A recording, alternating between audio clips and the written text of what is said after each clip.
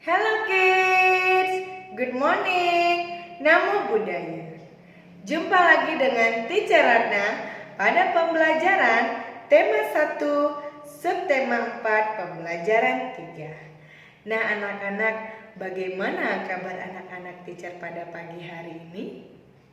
Teacher berharap semoga semua anak-anak teacher dalam keadaan sehat dan tetap semangat ya nak belajarnya.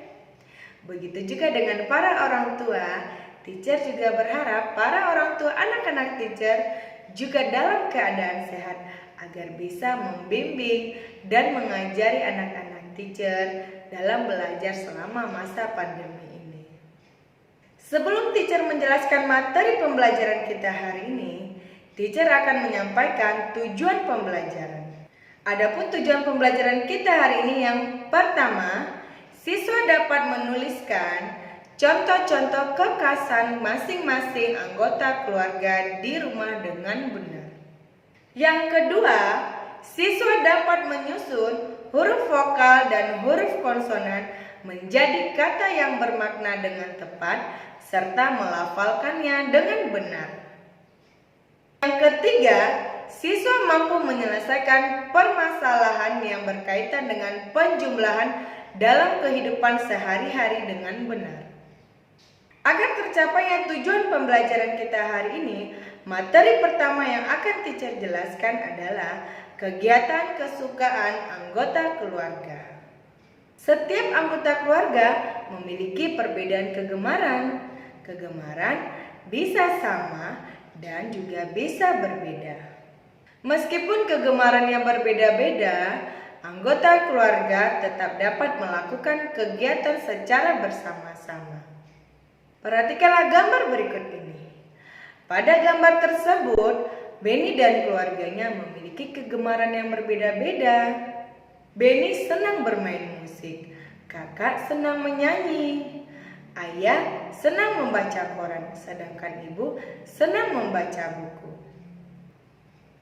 Walaupun mereka memiliki kegemaran yang berbeda-beda, namun mereka tetap saling menghargai. Nah, anak-anak teacher juga harus seperti Benny dan keluarganya ya nak. Misalnya, anak-anak teacher hobi membaca buku cerita, sedangkan adik atau kakak dan abang anak-anak teacher senang melukis atau menggambar. Walaupun anak-anak teacher memiliki perbedaan kegemaran dengan anggota keluarga yang lainnya, anak-anak teacher harus saling menghargai akan perbedaan dari kegemaran tersebut. Saling menghargai dan saling menghormati akan perbedaan tersebut dapat mempererat persatuan dan keharmonisan dalam keluarga.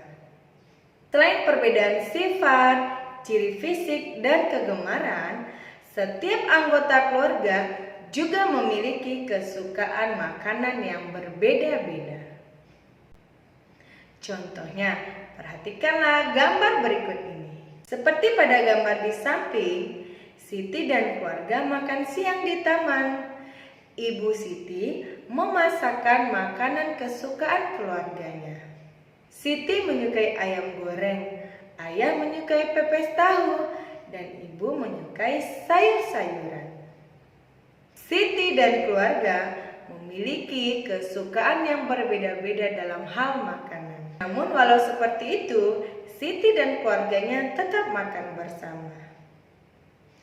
Nah anak-anak teacher juga harus mencontoh sikap Siti dan keluarga seperti itu ya nak. Walaupun makanan kesukaan anak-anak teacher berbeda dengan anggota keluarga lainnya, kita harus tetap makan bersama-sama ya nak.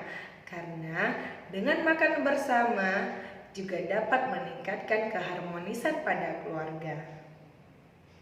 Materi selanjutnya menyusun huruf menjadi sebuah kata. Huruf-huruf dapat disusun menjadi sebuah kata. Setiap kata memiliki arti yang berbeda-beda. Perhatikan gambar di samping. Pada gambar di samping terdapat huruf E, M, N, Y, I, Y, A, N. Nah anak-anak, jika kita susun huruf-huruf berikut akan menjadi sebuah kata. Mari kita susun bersama-sama agar menjadi kata yang tepat sesuai dengan gambar tersebut. Jika kita susun huruf tersebut akan menjadi sebuah kata menyanyi. Benar sekali. Menyanyi. M E N Y A N Y I. Nah, kata tersebut sesuai pada gambar. Karena gambar tersebut anak perempuan tersebut sedang bernyanyi. Agar anak-anak teacher lebih mengerti lagi dalam menyusun huruf menjadi sebuah kata, kerjakanlah latihan berikut ini di buku tugas tematik anak-anak teacher. Dan buat soalnya ya nak.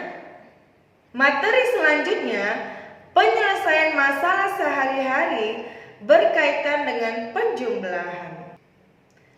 Edo dan keluarganya memiliki kesukaan yang sama. Mereka senang memelihara hewan. Edo juga senang membantu keluarganya dalam memelihara hewan. Perhatikan soal berikut ini.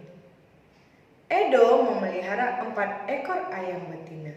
Edo juga memelihara 4 ekor ayam jantan. Berapakah jumlah ayam Edo seluruhnya?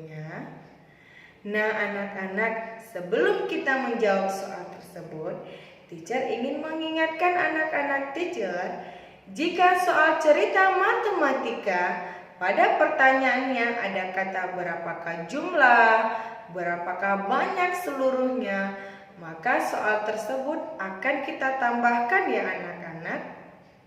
Sama halnya seperti contoh soal di samping. Pertanyaannya, berapakah jumlah ayam Edo seluruhnya? Maka 4 ekor ayam betina ditambah 4 ekor ayam jantan. 4 ditambah 4 sama dengan 8. Dan juga yang perlu anak-anak teacher ingat dan ketahui, untuk soal cerita pada matematika, setelah kita menjumlahkan, kita akan membuat kesimpulannya, yaitu dengan kata jadi. Yang kedua, perhatikanlah soal berikut ini. Ibu Edo mengumpulkan 5 telur. Edo mengumpulkan 2 telur. Pertanyaannya, banyak telur seluruhnya ada? Nah anak-anak, seperti yang teacher jelaskan tadi, jika soalnya ada pertanyaan banyak, berapa banyaknya, berapa jumlah seluruhnya, maka soal tersebut akan kita tambahkan. Begitu juga dengan soal nomor 2. 5 telur ditambah 2 telur sama dengan 7 telur. Contoh yang ketiga, perhatikanlah soal berikut ini. Ibu membeli 9 sosis bakar. Ibu membeli lagi 6 sosis bakar. Pertanyaannya, berapakah jumlah sosis bakar yang dibeli ibu seluruhnya? Nah, penyelesaiannya 9 ditambah 6 sama dengan 15.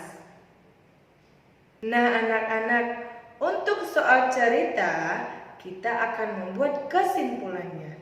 Kesimpulan pada soal cerita ditandai dengan kata jadi. Seperti soal berikut ini. Jadi, jumlah sosis bakar yang dibeli ibu seluruhnya adalah 15 sosis bakar. Nah, anak-anak, untuk membuat jadi pada soal cerita, yang harus anak-anak teacher perhatikan adalah pertanyaan dari soal berikut. Seperti soal pada di samping, Pertanyaannya, berapa jumlah sosis bakar yang dibeli ibu seluruhnya? Maka kesimpulannya kita menggunakan kata jadi. Pada pertanyaan tadi ada kata berapa. Maka kata berapa itu kita ganti menjadi kata jadi. Lalu kata selanjutnya kita ikuti sesuai dengan soalnya. Jadi jumlah sosis bakar yang dibeli ibu seluruhnya adalah. Nah anak-anak, jika kita mengerjakan soal cerita baik penjumlahan ataupun pengurangan, soal cerita selalu diberi kesimpulan dengan kata jadi. Agar anak-anak teacher lebih memahami lagi, lebih mengerti lagi, kerjakanlah latihan tema 1 halaman 129 sampai 130. Kerjakanlah di buku tugas matematika anak teacher dan soalnya dibuat ya anak-anak. Demikianlah pembelajaran kita hari ini. Sampai jumpa di video pembelajaran berikutnya. Ingat ya anak-anak, anak-anak teacher harus rajin belajar, rajin membaca, dan rajin mengulang pembelajaran. Agar anak-anak teacher bisa menjadi anak yang pintar dan cerdas. Goodbye kids. Namo Buddhaya.